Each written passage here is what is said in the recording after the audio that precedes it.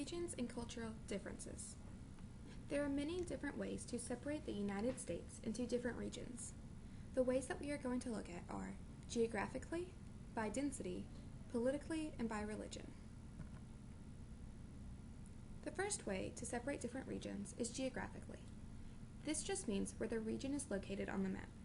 As you can see, there are four main regions: West, Midwest, Northeast, and South. Within each region are subregions.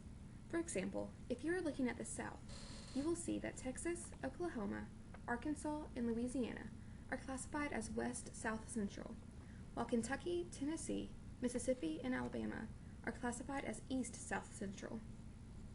All of these states are a part of the Southern region, but are in different subregions.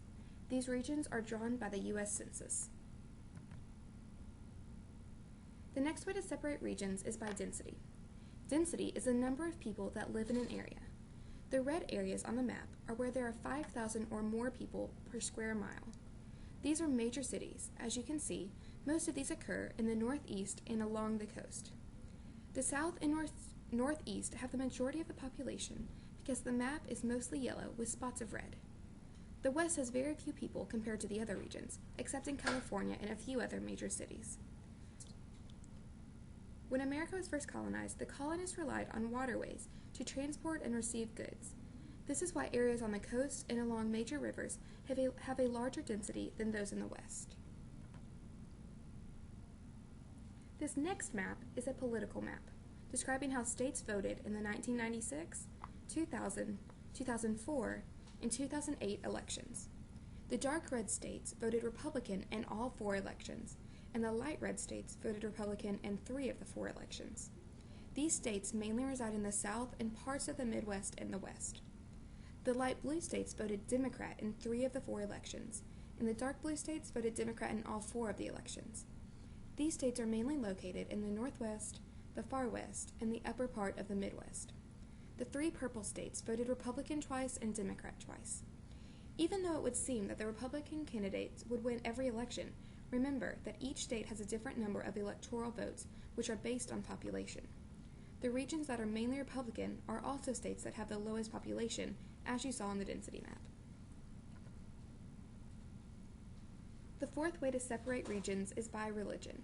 This map shows where the major church body is in each county of the United States. The South is predominantly Baptist, which is colored red on this map, and is given the name the Bible Belt. The next predominant church is the Catholic Church. The Northeast is almost completely Catholic, as is the West, except for the area around Utah, which is the Church of Latter-day Saints. The upper Midwest seems to be mostly Lutheran. Christian, Mennonite, and Reformed church bodies are also in a few counties, but they are spread out around the country. Religion can also play a part in politics. For example, Baptists commonly vote Republican. The political map showed that the South had voted Republican in most of the last 4 elections, and this map shows that the South is predominantly Baptist. Now let's look at how regions affect the culture of those regions. Culture is a set of rules that guide behavior. This includes a society's beliefs, history, language, moral principles, and skills. Let's look at some vocabulary dealing with culture. A value is a collection of what is considered good, desirable, and proper in culture. Norms are the guidelines people follow in relation with one another. Norms are divided into 2 categories. Folkways are everyday habits that people obey without giving much thought. An example would be replying to an invitation. Mores are norms that have more powerful significance attached to them. An example would be stealing. Symbols are commonly understood gestures, words, sounds, or objects that have come to stand for something else. This can be languages or nonverbal signs that communicate across languages. Knowledge attempts to define what exists or the reality of the world. Lastly, beliefs are theories and ideas about the nature of the physical and social world. Not all beliefs can be proven. A society has to enforce norms with laws and sanctions. Laws are written rules of conduct that are enacted and enforced by governments. They may formalize folkways, for instance, no littering, or can relate to major mores. For example, there is a law that says you are not allowed to steal. Sanctions are rewards or punishments. These can be formal or informal. Informal sanctions are given by individuals or groups. An example would be a workplace rewarding an employee with Employee of the Week. A negative example would be being grounded by a parent. Formal sanctions are given by an organization, like the government or a school. A negative example is a fine for littering, and a positive example is a medal for athletic performance at a school. Some aspects of culture affect the entire United States.